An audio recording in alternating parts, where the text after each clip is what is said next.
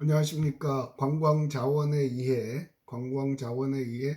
12주차 첫 번째 동영상입니다.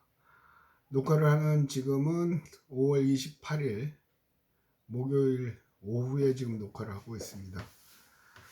늘상 금요일에 하다가 목요일 오후에 하는 이유는 내일도 무슨 동네 읍성 축제인가 하는 거에 그 심사를 하러 가야 되기 때문에 아무래도 바쁠 것 같아서 합니다. 목요일 합니다. 계속 미뤘던, 사실은 월화수목에도 할 수 있는데 금요일 날 했던 이유는 끝까지 대면 수업에 대한 기대를 가졌었죠. 근데 최근까지 들은 정보에 의하면 대면 수업은 불가능한 거고, 그래서 단지 오늘까지 정보에 의하면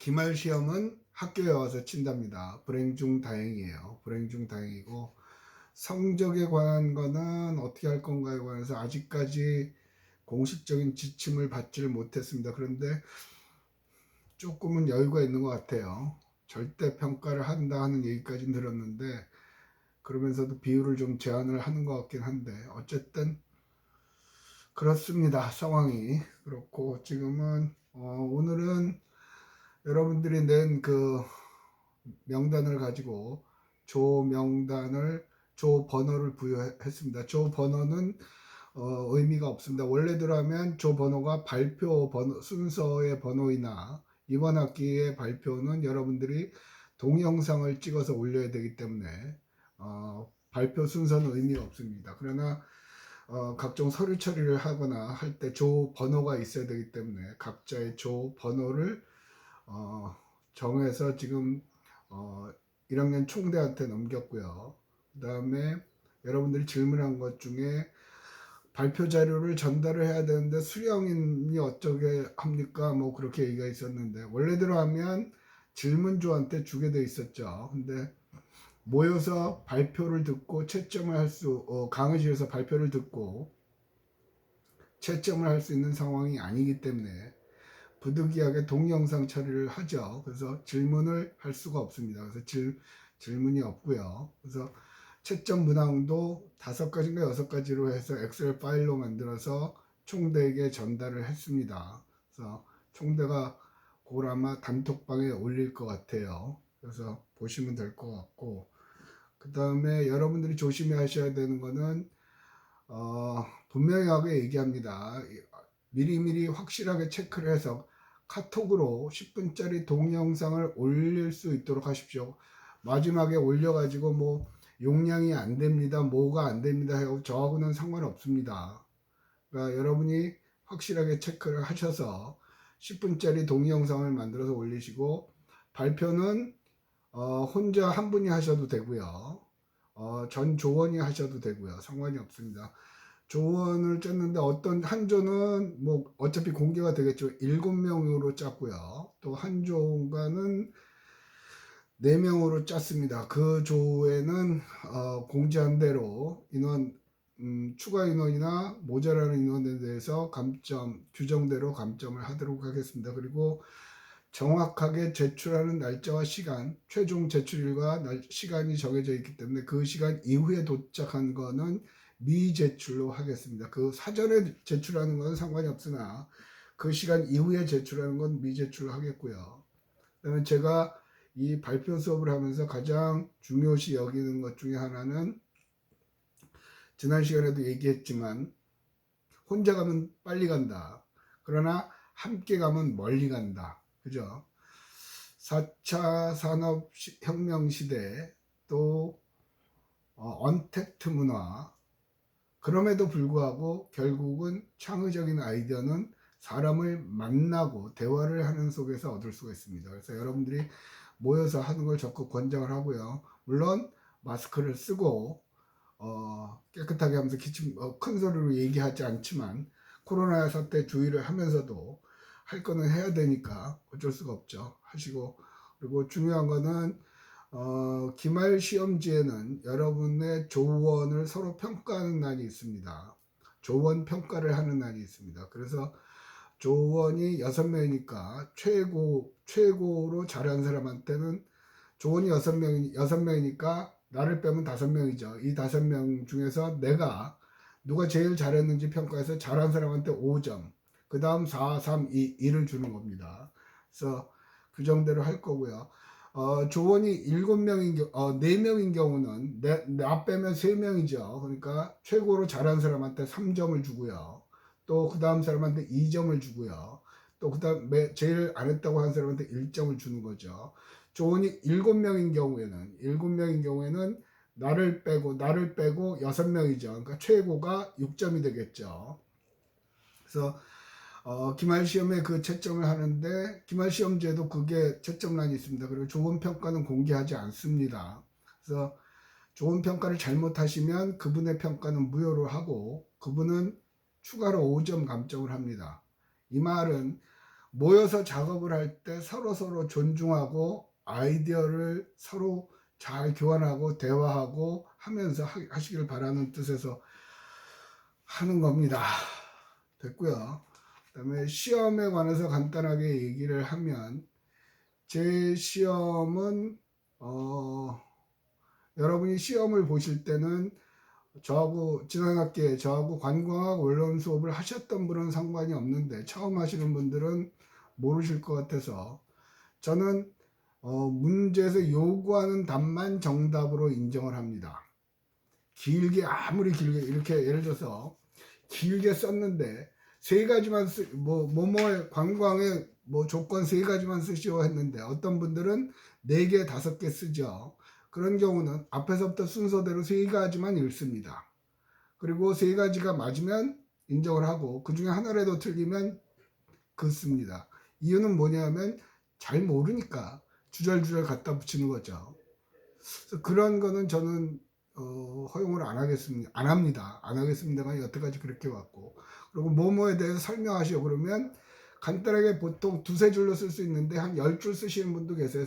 10줄 쓰시는 거 상관은 안 해요. 그런데 10줄까지 쓰시면 10줄 다 읽습니다. 그리고 맨 끝에 한 줄이라도 틀린 말이 있으면 긋습니다. 그게 5점짜리면 마이너스 5점이고요. 그러니까 부분 점수는 없습니다. 그래서 시험은 수업 시간에 이 동영상 강의로 한 내용에서 거의 다 출제가 됩니다. 그래서 하시고 시험보다 더 중요한 건 여러분들이 얻어가는데 더 중요한 거는 이것 때문에 발표 수업입니다. 발표. 그래서 여러분들이 발표를 준비하는 과정에서 얻어지는 게 많을 거라고 생각을 해요. 그래서 발표 준비를 하면서 부산에 없는 자원을 만들어내는 거죠. 그래서 해야 되고, 그 다음에 채점지도 여러분들한테 총대한테 줬는데 채점도 다른 조의 동영상을 보면서 서로 토론하면서 채점하는 걸 원합니다. 의견이 다를 수도 있죠. 그래서 채점은 반드시 모여서 하시고, 채점지는 그거는 단톡방에 올리면 서로 상대방한테 몇 점을 줬다는 게 나오니까 그건 안 되기 때문에 여러분들이 조에서 한 분이 저한테 지정된 시간 이전에 이메일로 보내시면 됩니다. 이메일로 보내실 때는 여러분들이 모여서 채점을 했다는 사진을 같이 찍어서 그 사진과 함께 제출하시면 됩니다. 그 사진이 없으면 채점은 무효로 처리를 하겠습니다. 그래서 반드시 전 조원이 함께 모여 있는 사진을 찍어서 제출하시기 바랍니다. 그래야만 여러분들이 기말 시험에서 조원 평가를 할 수 있죠. 채점할 때의 태도라든가 아이디어를 내는 걸 보고 평가를 할 수 있을 거라고 생각이 됩니다. 그 외에 궁금한 거나 그런 질문 사항이 있으면 그런 것들은 단톡방에 올리시면 총대가 저에게 전달하면 제가 총대에게 답을 하겠습니다. 단톡방에선 여러 가지 얘기가 나올 수가 있거든요. 그런데 제가 안 들어가는 이유는 아무래도 여러분들끼리 얘기를 하는 게 교수가 들어와 있는 것보다는 조금 나을 것 같다는 생각이 들어요. 물론 일장일단이 있지만. 그래서 저하고의 소통 창구는 총대로 하는 걸로 하겠습니다. 됐고요. 시험을 본다니 그나마 다행이고요. 그래서 여러분들의 성적은 출석 리포트 내신 거 하고요. 여러분들하고 약속한 게 리포트 제출은 출석에만 하겠다고 누누이했기 때문에 뭐 그렇게 하고 그다음에 발표 점수하고 기말 시험하고 해서 성적을 내도록 하겠습니다. 됐고요. 진도를 나갑시다.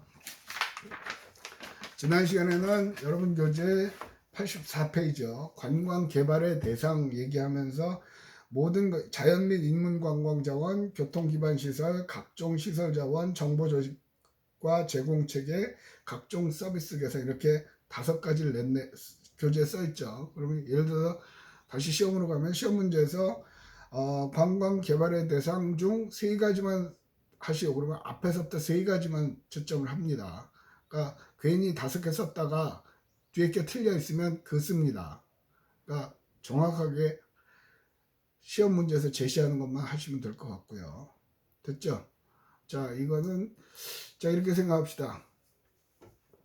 관광 자원의 대상 그러는데 쉽게 말하면 여기에 이 지금 책상이요. 이 제가 강의하고 있는 이 책상은 관광 자원이 될까요? 대부분은 아닐 거라고 생각을 합니다.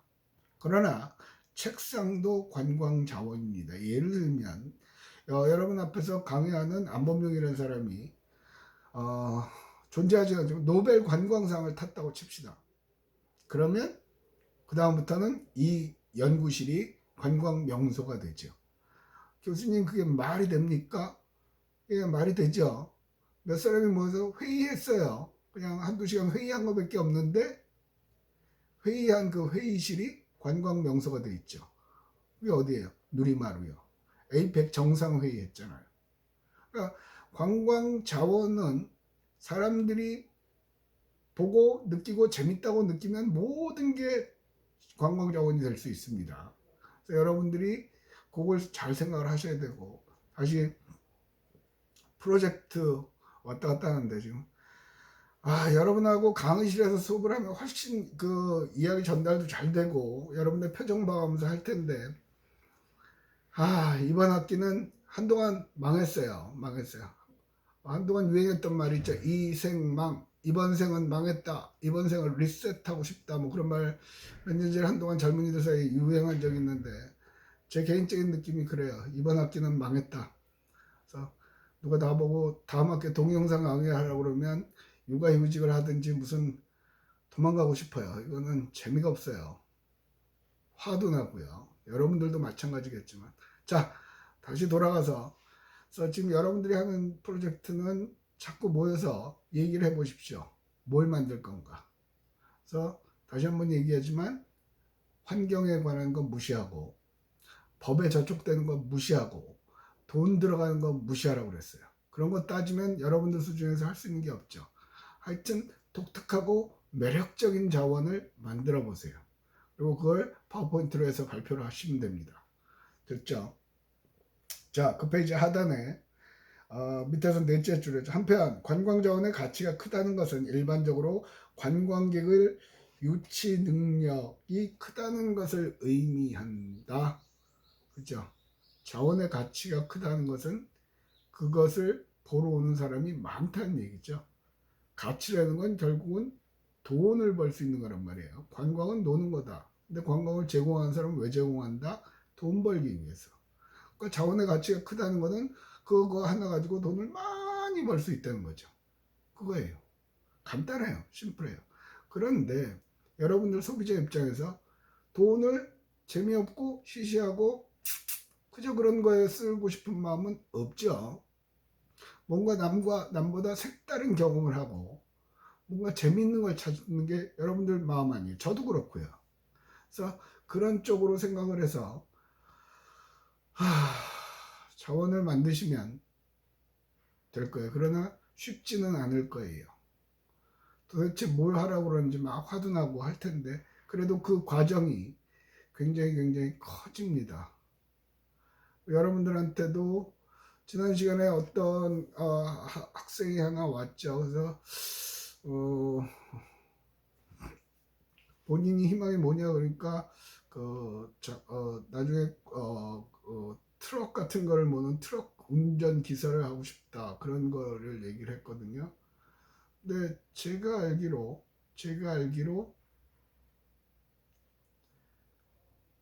이게 자동화가 됐죠. 그러니까 무인 자동차가 돌아오는 시대죠 지금.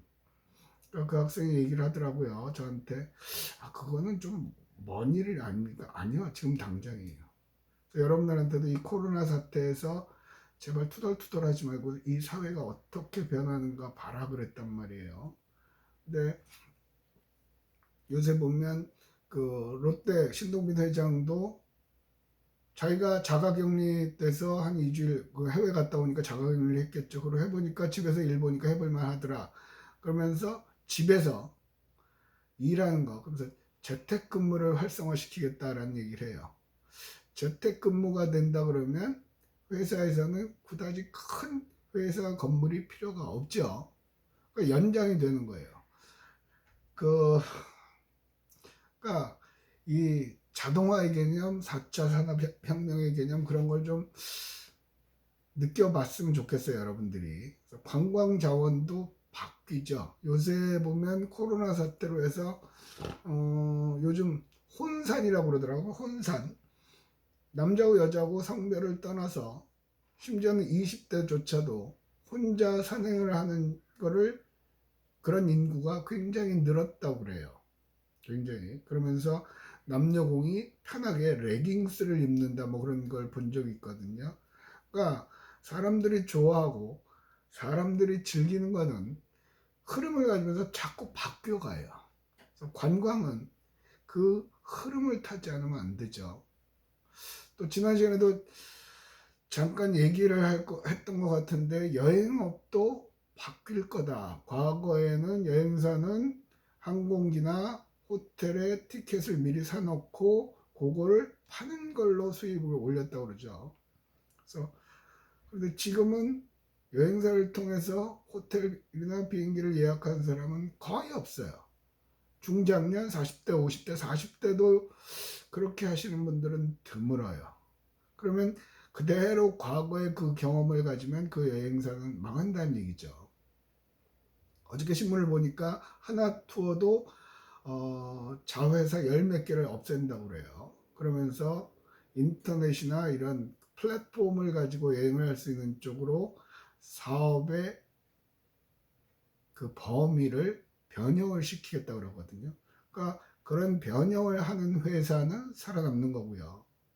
그러지 않고 늘상 하던 대로 하던 회사는 문을 닫겠죠. 그래서 여러분들이 페이스북이나 또 인스타그램이나 그런 걸 보면서 여러분들이 다른 사람들이 어떤 식으로 가는 건지, 이 사회가 어떤 형태로 변하는 건지에 굉장히 관심을 많이 가져야 돼요. 초등학교 졸업하면 중학교 가고요. 중학교 졸업하면 고등학교 가고요. 고등학교 졸업하면 대학교 가고요. 대학교 졸업하면 갈 데가 없죠. 알아서 초등중학교 중고등학교 때까지는 엄마 아빠한테 물어보면 열심히 해, 열심히 공부해서 고등학교 가야지, 대학교 가야지. 대학교 때 물어보면 엄마 나 뭐해 물어보면 네가 알아서 해 그런단 말이에요. 힘든 거죠. 그러니까 이제는 특히 2학년들은 내가 앞으로 뭘 해서 먹고 살 건지, 먹고 사는 내가 선택한 직업이 과연 오래 갈 수 있는 건지 그걸 생각을 해야 돼요. 그런데 최근의 경향을 보면 한 직업을 가지고 평생 하는 사람은 이제 없어질 거라고 그래요. 그만큼 세계가 변하기 때문에 무지무지 변해요. 그래서 그런 것들을 좀 사소한 거라도 그냥 넘기지 말고 변화하는 거에 대해서 고민을 해보시기 바랍니다. 됐고요. 그 다음에 이제 관광개발과 타 산업과의 관계는 공존과 경합이죠. 공존은 함께 존재할 그죠? 함께 존재한다는 거예요. 다른 산업과, 관광산업과 함께 존재할 수 있는 산업이 뭐 있을까? 교수님, 관광은 노는 건데요. 그러면 놀이시설, 그 자체가 관광산업이죠. 그거 말고 다른 산업인데 함께 할 수 있는 게 뭐가 있을까요? 예. 교재는 그런 게 나와 있거든요. 일본의 산, 즉, 임도. 강원도 오대산에 가면 자작나무 숲이 있단 말이에요. 근데 그 자작나무는 그 숲을 관리하는 산림청에서 심은 거거든요. 임업에서 심은 거예요. 근데 자작나무 껍데기가 하얘요. 그렇기 때문에 굉장히 몇 번 그 페이스북이나 인스타에 올라온 다음에 그게 유명해졌죠. 그러니까 임업과 공존하는 거죠. 그러면 수산업하고는 공존할 수 없을까요? 수산업하고는 할 수 있죠. 배를 타고 어선을 타고 낚시 체험을 하면 되죠. 그럼 그게 공존을 한 거예요. 또 갯벌에 조개가 많죠. 조개 캐기 체험을 하면 되는 거예요. 그게 공존이에요. 함께. 그래서 관광산업은 다른 산업과 결합할 가능성이 굉장히 높아요. 그게 공존이란 말이에요. 그래서 관광산업은 굉장히 파급 효과가 높다는 이유 중에 하나도 그런 거거든요. 그래서 관광 공존, 또 경합. 그런데 서로 경쟁하는 게 있죠. 부산 같은 경우는 뭘 들까요? 예, 부산이 지금 북한 재개발도 하고 하잖아요. 근데 그 금련산에 올라가 보면, 금련산에 올라가면 광안리 위에 금련산 있죠. 청소년 수련원도 있고 또 천문대도 있어요. 천문대도 시민들한테 무료로 개방하는 걸로 알고 있거든요. 한번 가보세요. 또 황령산 봉수대도 있고 또 꼭대기에 가면 전망대도 있죠. 그걸 얘기하고 싶은 게 아니라 경합관계를 설명하려고 하는 건데, 거기서 보면 북한이 쫙 보여요. 너무 이쁘죠. 북한은 되게 경관이 좋아요. 그래서 부산의 북한을 제대로 개발하면 세계에서 끝내주는 아름다운 항구가 될 것 같다, 그런 생각들을 관광 전문가들은 많이 해요. 그런데 그 북한이 차지하고 있는 건 뭐죠? 컨테이너 박스예요. 그죠? 화물 운송업 때문에 그렇게 막혀요.